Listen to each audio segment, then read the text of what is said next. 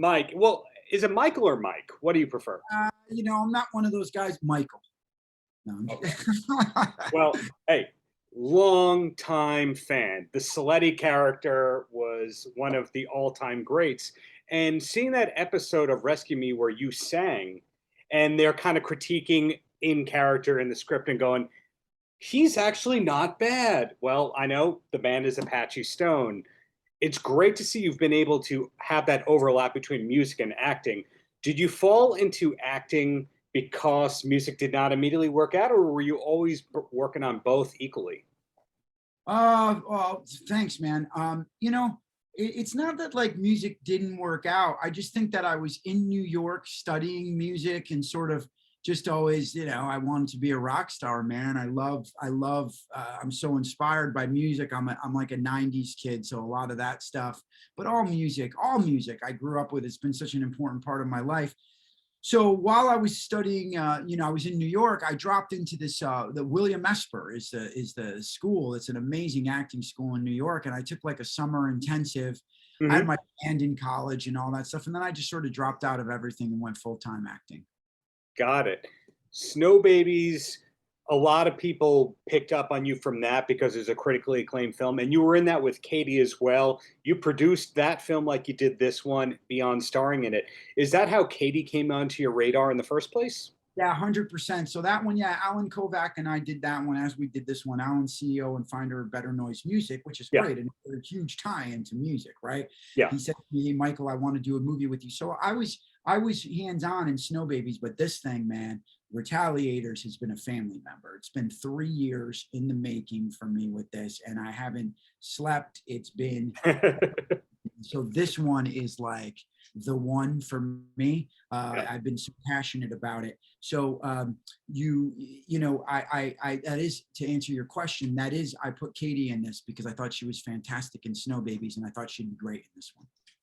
Alan, who you just mentioned, without him, so many artists would not have had that great second and third act of their career. Motley Crue, Papa Roach. In other words, a lot of artists had their success, then they got dropped or lost the deal, and then Alan and team kind of revitalized them in a great way. And we see some of those artists in this film. Did you know at the beginning, hey, we got to get Tommy Lee in there, or did Alan go, I think I can make this happen? Yeah, that's a great question. And yes, that's true. The guy's a legendary music manager, been doing it 40 years. He's got a lot of incredible relationships, and he's earned everything he has. He also had Meatloaf in the day, the Bee Gees. He's got Deborah Harry now, Blondie. He's Oh, unbelievable. yeah.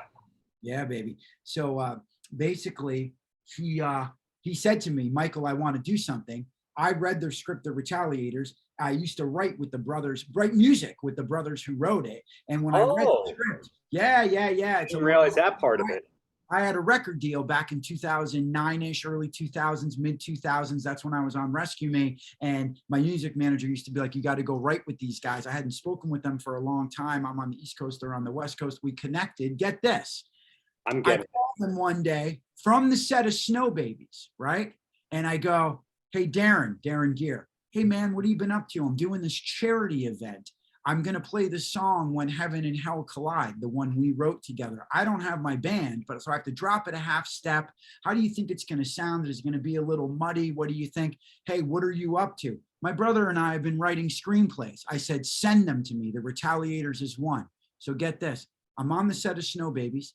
The charity event, Alan attends the charity event that I'm singing the song When Heaven and Hell Collide. We go out to dinner afterward. He's like, we got to do something together.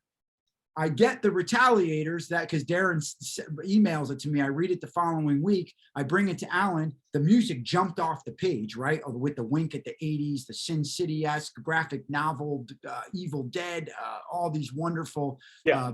things that we loved in the script so much. I bring it to Alan. He goes, let's do this. Let's put the musicians in it. Let's make a sick soundtrack. And the That is rest. the most organic, fusion, synergistic kind of thing that I think I've ever heard in the entertainment business. Because usually it's the person that's kind of desperate going, hey, you want to be in my film? Mix Yeah. with the, hey, do you know anybody who can get this script? And this is just a bunch of people who knew each other for years and or were the places that they were supposed to be, and it got made. Right. Can I tell you one more thing? I know we only have, Please. you want to get here serendipity, get this. It's a long story, but the film was inspired by a true event, a tragic event that happened to the Gear brothers' little sister several years ago, like 18 years ago or something. Anyway, she was brutally attacked, right? She's fine now. But when it happened, they were like, they went through years and years of trials and trying to find the guy and all this Sure. stuff.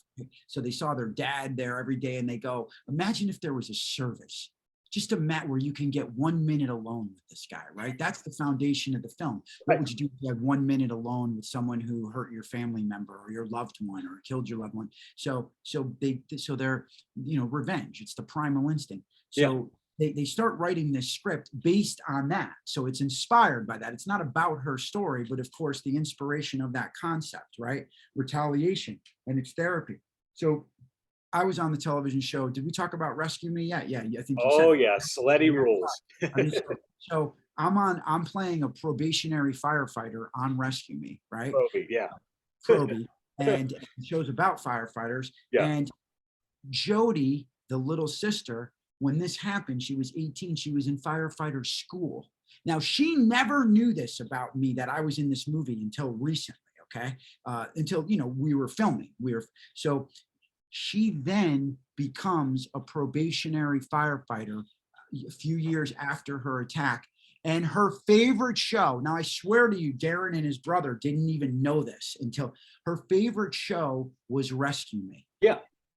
Because not only it showed heroes, right, who run into buildings, but with their flaws and as human beings. And I was her favorite character because I was the probie, she was a probie, so she related, and she was dealing with her own demons, trying to get through this. She was on medication. So it made her laugh on top of it all. Now so now I'm the lead of the movie that was inspired by her. And literally, like, there's an interview of her talking about this. That's not why I got cast in the movie. This is after the fact. And she was like to her brother, Darren, you put Michael Lombardi in this? Oh my God, he's making the movie. How did that? And now here at Heroic Story, she is one of very few female firefighter captains in America. She's a captain in Northern California, firefighter. So pretty unbelievable. You're just full of inspiration today, Mike. I think that's what we're But how about that though? Talking about an organic, crazy, serendipitous thing with this movie, right? For sure. And I think it's the kind of thing where the stars from the musical world draw in a good amount of people, but then once they actually watch it, they go, oh, this is real. This is not just a PR stunt with great actors and great musicians who we know. This is a legitimate, emotional, connecting kind of thing.